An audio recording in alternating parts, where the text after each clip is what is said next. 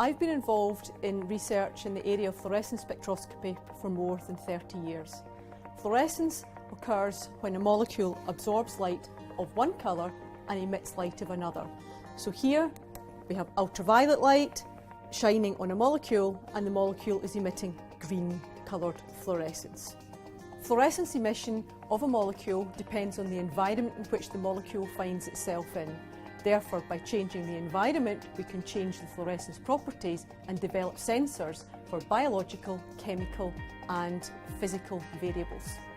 In my professorial lecture, I will discuss the basic theory behind fluorescence and then go on to discuss fluorescence sensing technologies which we have developed with particular application to the oil and gas industry and to gaseous oxygen sensing by demonstrating a sensor that we developed with SST as part of a KTP project.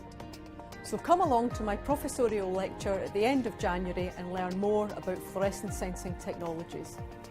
Cheers.